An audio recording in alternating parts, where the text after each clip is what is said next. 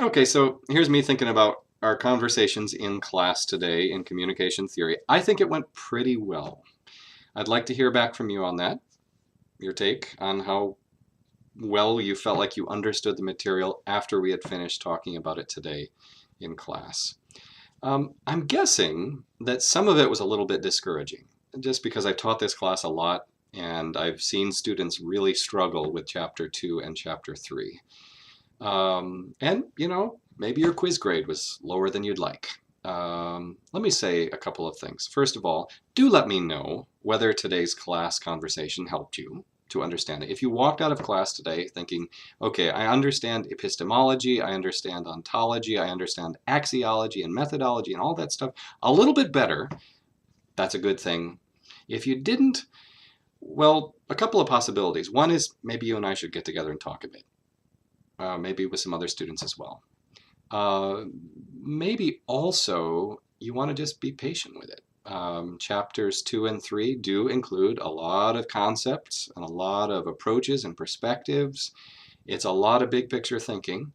It might become simply more clear as you start to use the terms in our discussions of various theories. So I'm open to talk about it, but I'm also open to your saying, no, I'll just give that some more time. And if a couple of weeks into the semester I'm still not able to use those terms, then let's get together, have some lunch, and talk it over. All right, for Thursday's assignment, I'd like you to write 7 sentences. That sounds doable. 7 sentences, but you got to know they're loaded sentences, right? Because these will be 7 definitions of communication. One for each of the 7 traditions of communication theory discussed in Chapter 4. So there's a socio-psychological tradition, there's a cybernetic tradition, there's a rhetorical tradition, there's a semiotic tradition, there's a sociocultural tradition, there's a phenomenological tradition, and so forth. For each one of those traditions, I'd like you to do your best to define communication as you think people in that tradition would define it. Okay?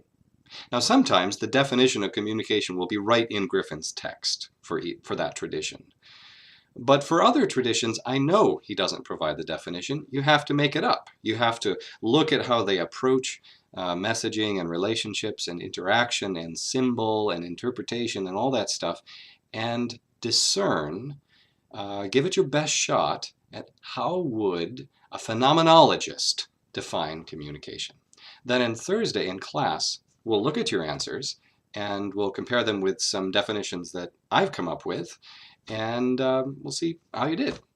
All right, so 7 definitions of communication, 1 for each tradition discussed in Griffin's Chapter 4. Sometimes Griffin will provide that definition, often enough he won't. So I wish you grace and peace, wisdom and eloquence. Bon voyage.